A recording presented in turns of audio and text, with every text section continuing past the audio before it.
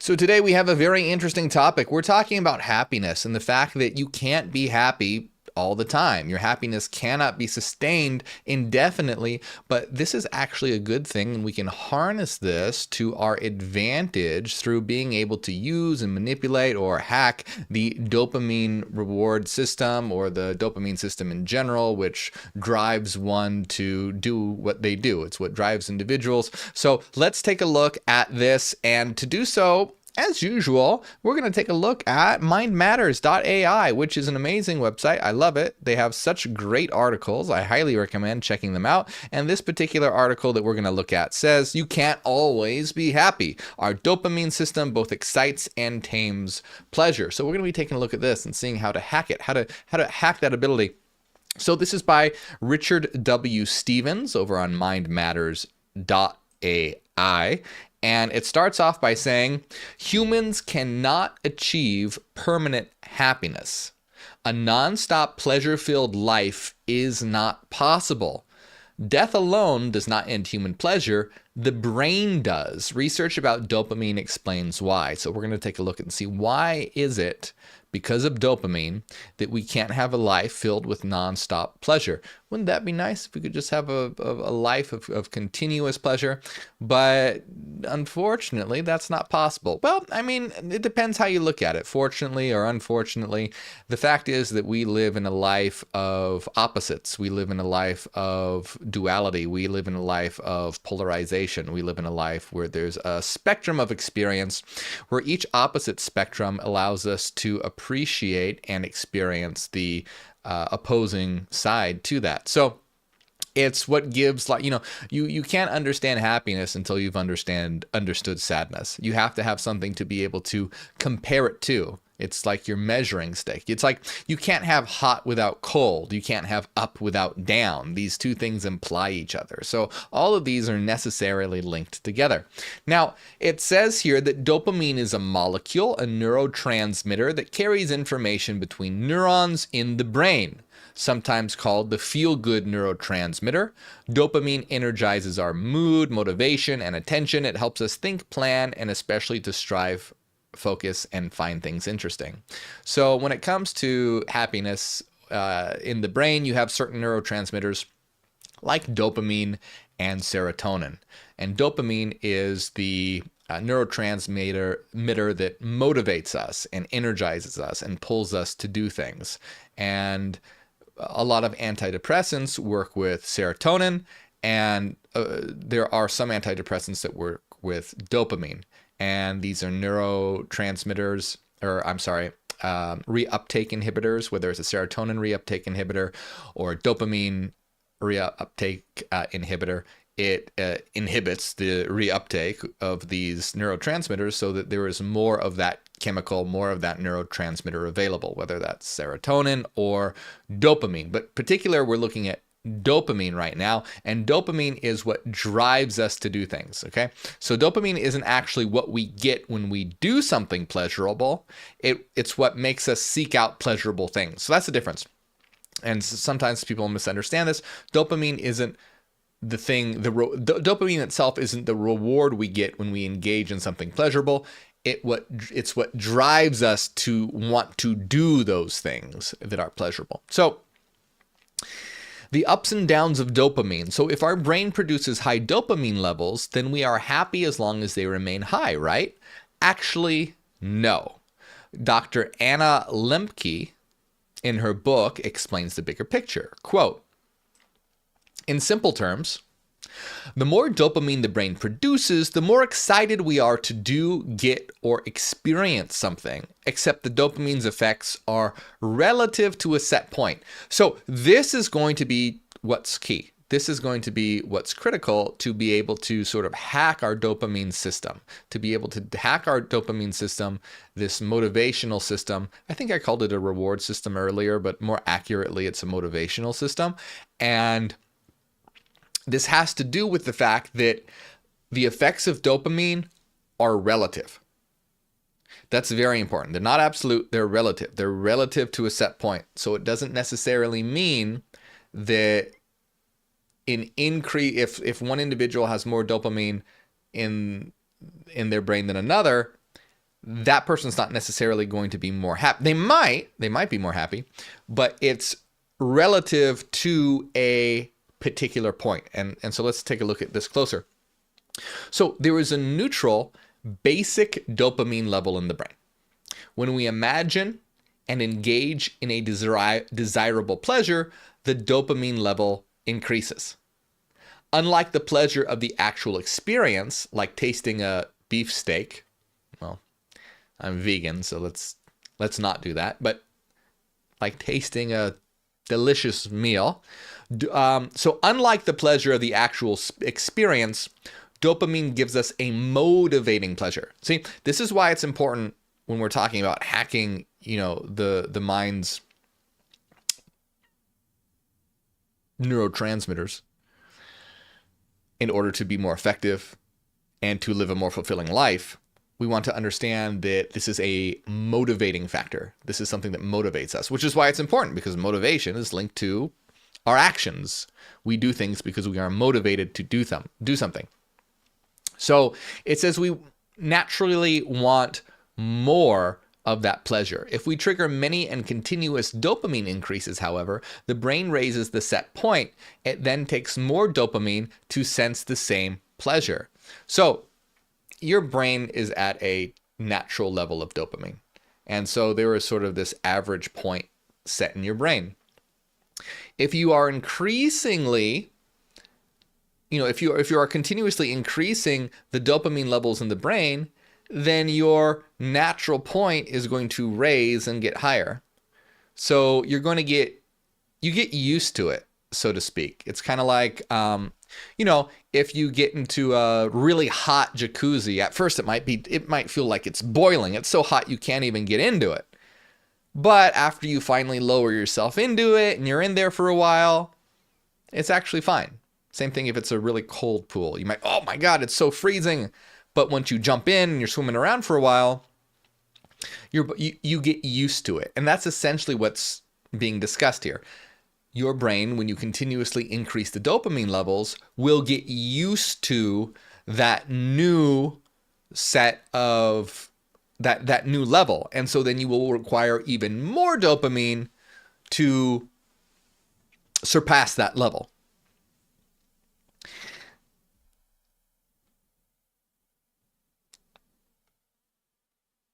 On the flip side, after we have obtained and enjoyed the experience we sought, the dopamine levels fall below whatever the set point was. So Dr. Lemke suggests that we think of a pleasure-pain spectrum, with the two starting in balance. Dopamine tips the balance towards pleasure, but that pleasure is temporary by design. So again, imagine a spectrum. You have pleasure and you have pain, and dopamine tips it towards pleasure, but that is temporary.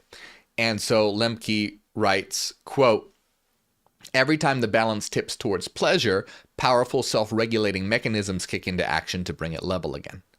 These self-regulating mechanisms do not require conscious thought or an active will. They just happen like a reflex. Basically, this process is the work of homeostasis, the tendency of any living system to maintain physiologic equilibrium." So it wants to maintain an equal state, a state of equilibrium, a state of homeostasis, a state of regularity. So the brain counteracts the dopamine, but does so by reducing it substantially below the set point. We may feel that effect as the letdown after a high, whether it was achieved by winning a race, making a sale, finishing a performance, or ingesting a drug. In that decreased dopamine state, we tend to feel unhappy and unmotivated. And yeah, you might feel this after you go through some, like intensely pleasurable experience. Afterwards, you might feel very unhappy and unmotivated because your dopamine levels have crashed. They have dropped. Research shows that dopamine is released when anticipating not only a physical or mental pleasure, but also a risky, scary, even physically painful event. That's interesting. I actually did not know that. That's fascinating. So dopamine is released not only when anticipating a physical or mental pleasure, but also risky, scary, and even physically painful events. That's very interesting. And I wonder, well, not one, that very likely plays into fetishes that people have when people are interested. Some people like frightening experiences, whether it's watching a scary movie or, even in like sexual fetishes, some people like pain and, BDSM and all that. It's, that would explain it. So that's interesting. That makes sense. So dopamine hits can come from watching scary movies, engaging in extreme sports, gambling and losing money, and even from jumping into an ice cold pool of water. Interesting. I mean, I always knew that was true, but I wasn't aware of the effects of dopamine in that. Very interesting. So the elusive endless kicks. Addiction occurs. Okay, so here's the important part, okay? Because let's see. I'm seeing what's in this article. We need to talk about addiction because addiction is the crux of the matter that we're going to talk about right now. Because what I'm going to talk about is how to, hack this dopamine system for your benefit, is realizing that we all have become addicted. So it says addiction occurs when a person craves the dopamine hits, even as the set point is set higher and higher, and the post-pleasure dopamine level crashes, get increasingly painful. So you keep increasing the dopamine levels, and it keeps getting reset to a set point, but that set point keeps getting higher and higher. So you need more and more and more and more to reach the same high. And then the crashes get more painful as well. So a person driven by dopamine desire typically seeks quick, even immediate gratification in other parts of their lives as well, not thinking much about long-term plans or consequences. So this is very important. We're going to go back to this in just a minute. I just want to finish this paragraph, then we're going to go back to this because that's the crux of the matter.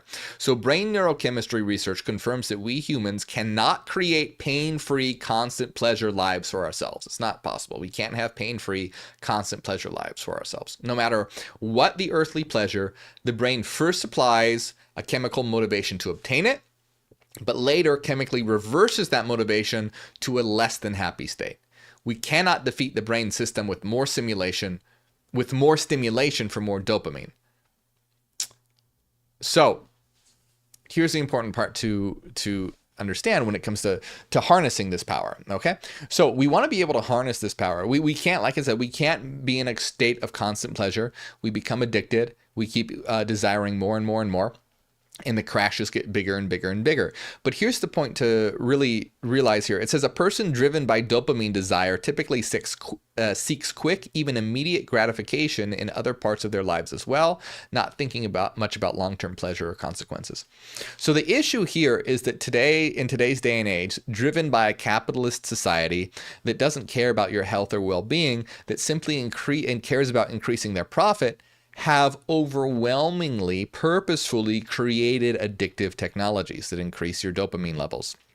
So whether that's the social media algorithms of TikTok and Instagram and YouTube, whether that is the instant gratification of listening to whatever music that you want to listen to on Spotify or whatever, you're having a constant flood of dopamine entering your brain because of all of these systems, all of these technologies that are designed to be addictive. They are like a drug. They work in the same way. They increase your dopamine levels and it goes to a set point and you require more and more and more and more. So what happens is that your natural level, your set level, your level of equilibrium becomes even, higher and higher and higher. So, your dopamine levels, before all this flood of technology, your satisfactory or at least set point might have been down here. But because of all this constant stimulation, it might be way up here now. So you need something, even more stimulating to try and get a pleasurable experience. So we're flooded with all of this entertainment, with this instant gratification. So before all this technology, maybe we would go take a walk outside and, sit on the grass, watch a squirrel run by or whatever. We'd sit out in nature, go take a walk, whatever you might do. Nowadays, if you go for a walk, well, you go for a walk while listening to music on your AirPods, while checking your DMs on your phone and texting people. You're engaging in all these extra activities that are increasing the dopamine levels in your brain where that wasn't there before. So because of that, your set level of your set dopamine level is going to be a lot higher. And the problem with this is that, like it says here, a person driven by dopamine desire typically seeks quick, even immediate gratification in other parts of their lives as well, not thinking much about long-term plans or consequences. So not only is this just going to be addictive, but it's going to affect your life as well, because you're going to be looking for instant gratification in just your everyday life instead of putting in the time to plan for the future and things that aren't, just constantly giving you that dopamine kick and that dopamine high. So it's going to leak into other aspects of your life. And here's the most important part, is that it can take a real big hit to productivity, or, not even just being productive, but working on yourself in a meaningful way or engaging in activities that are meaningful, because they aren't giving you that dopamine high. So whether that's working on some project of yours, right? Maybe it's writing music or reading a book or working on schoolwork that you need to work on, or working on, art, painting that you're creating, whatever it is, right? Whatever it is, that's going to seem extremely less desirable, because you're used to the high of all the stimulation, all that instant gratification. So the idea of turning all of that off and putting it away to do some painting or write your book or work on your music or create a video or go for a hike or whatever, work out, whatever, it's going to seem not just not that fun or boring. It'll almost seem painful. It'll seem so, because your set level is so high, that to do that almost seems painful. You'll drag yourself to do it, but it's going to be excruciating. I mean, not literally excruciating, but you know what I mean. It's going to be an absolute drag. You're going to be trying to get it done as fast as possible. You're going to be extremely distracted, maybe even constantly checking your phone every 10 minutes, things like that. So the idea here is that what we need to do is reset our dopamine levels. Now, look, here's the thing. In today's day and age, it's not realistic to be like, oh, well, I'm just not going to use social media anymore. Some people do that, but I don't think that's a good idea. I don't think that's a realistic idea. I think that's kind of we need, social media is important in our lives for transmitting information, for staying in contact with people. It's very addictive, but it's important. It's necessary for the life that we live in these days. So, but what we want to do is to become comfortable with boredom. We want to become comfortable with not having constant pleasure, without having constant dopamine hits. So this can include decreasing the amount of stimulating activities that you're doing. So that means, it doesn't mean giving up social media entirely or anything like that, but it means, hey, next time you go out for a walk, just go out for a walk. Don't go out for a walk while you're listening to music, while you're texting someone, while you're checking your DMs, while you're posting a photo, while don't do all that. Just go for a walk. Any activity that you would normally do, or try and limit your social media use. Try and do these things so that your dopamine level starts to lower again. That way, if you really want to get good at this, then go for a long time without doing anything. Make it a rule. Like, all right, for the next 4 hours, no social media, no TV, no music. And for the next 4 hours, if you're like, okay, no social media, no TV, no music, not even meditation, because that's doing something, just nothing, right? No, nothing. Your brain is going to be begging you to do something. And then those other activities like painting a picture or working on your music or going for a hike, that's going to seem a lot more pleasurable because your brain's going to be like, please, I want to do something. I need some kind of stimulation. So the more that you get used to this kind of stuff, the more that you're going to find that those activities that previously were painful can actually become pleasurable. When you limit your dopamine stimulation to where doing those things actually raise it to a threshold that's above that set point, those things are going to become enjoyable again. And when they're enjoyable again, that's of course going to condition your mind to be like, ooh, I want more of this. So then you will begin to seek out more of this. So the important idea here is to, limit your use of these addictive technologies, and but in a strategic way, not in a way. I think it's very unrealistic for people who are like, oh, just delete the social media. No, it's not. We want to be able to engage with the world. Social media is a great tool for changing the world. I mean, it's how I use it to get information out there. It's critical. It's important. But like I said, you don't need to be checking your messages while you're listening to music, while you're going for a walk, etc. You can choose one, and you can set time out in your day where you're going to eliminate all certain activities so you can focus on your work. And that's another important thing as well. The idea here is that these technologies have been designed to be addictive. They've been designed to be addictive, and you can't beat them. They are so addictive that you can't really beat them. The only thing that you can do is not engage with them. And like I said, I don't mean don't engage with them all the time, but let's say, okay, for the next 2 hours, I'm going to work on my music. So for the next 2 hours that you're working on your music, put your phone in the other room. Because if you don't, what's going to happen is that your brain, and I saw a certain psychologist talk about this, I forget their name. He has a YouTube channel, really cool psychologist. I like him a lot. If I remember his name, I'll mention it in another stream. But anyway, this psychologist was talking about this, and I agree completely, where you have to just not engage. Because if you don't have your phone in the other room, if you have your phone right next to you and you're working on your music or something, your brain is going to be so flooded with the desire to increase its dopamine levels. What it's going to do is going to go, oh, well, let me just check my messages. I'm just going to check my messages real quick. And every 10 minutes, every 15 minutes or so, you're going to go check your phone. And that's a huge problem, because when you're working, you need to get in the flow. And it takes like 20, 30 minutes for you to start really getting in the flow of things, and for you to be able to, start to make big strides in your work. It takes some time to get the ball rolling. And if you're constantly blocking that every 15 minutes with checking your phone, you're going to be stuttering that process of getting in the zone.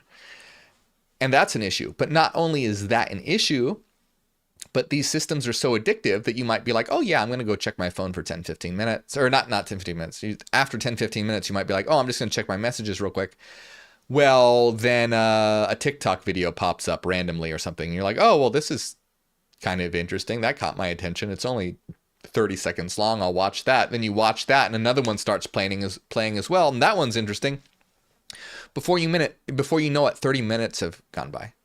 And maybe even longer, maybe even an hour goes by, or a couple hours goes by. And that's because these things are so addictive that it's very difficult for you to beat them. And by beat them, I mean it's very difficult to just be like, oh yeah, I'm just going to check my phone, check my messages, and then be done. If you check your phone, check your messages, and some interesting video pops up, it's going to try and hook you in, and it's almost impossible to... It's not literally impossible. You can, but it's very difficult. So what is a much more effective strategy is to not even have it in the vicinity, because it's not about beating it. It's about not engaging with it, because it's so addictive. It's gonna pull you in. You don't even want to engage. So if it's somewhere else, you can't check it every 10, 15 minutes, and you can't get sucked into that cycle.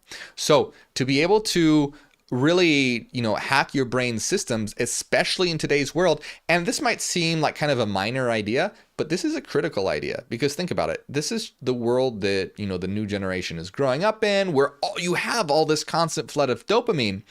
And so people are going to become more and more just distracted and seeking instant gratification. And it's the individuals who will be able to overcome that are those who are really going to be able to make strides in their life and work on themselves and become successful in everything that they want to do, because they actually have the focus and drive to do that. You're going to have a huge advantage over everyone else, because everyone else is going to be, so completely flooded and addicted. Imagine if, everyone was just getting like cocaine pumped in their bodies all the time. I mean, they'd be pretty, active, but, that would wear on them and they wouldn't find pleasure in anything else. They just want more and more and more and more. Same kind of idea here.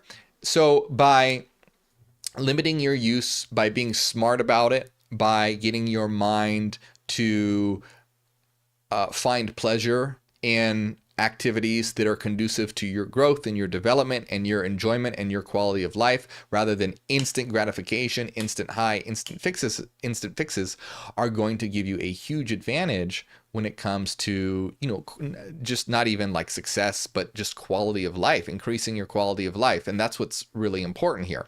And so it's about to be able to lower that threshold, lower that set level through proactive choices in your life, so that by doing so, you will then gain pleasure and harness the power of dopamine, which is harnessing the power of motivation. I mean, how many people are just like so unmotivated and they just feel like, I just want to sit on the couch and do nothing and just, I don't feel like doing anything except sitting on the couch and scrolling through TikTok or something. I'm sure you felt like that a lot, or some equivalent to that. And if you haven't, a lot of people do. And that's to be expected when we live in a world that's instant gratification. But if we make it a point to like, okay, no, I'm not going to watch TV. I'm not going to check my phone. I'm not going to listen to music. I'm not going to do anything for the next 3 hours except something that is conducive to, productivity, or increasing my quality of life, or, somehow leading to, like I said, an increase in quality of life. Then your mind will start to become motivated. Your brain will start to become motivated to do these things. And once again, like I said, this might seem like a little thing, but it's actually extremely important and will give you a huge edge when you're able to lower those thresholds and harness the power of dopamine and motivation to accomplish what you want to accomplish in life and increase the quality of life.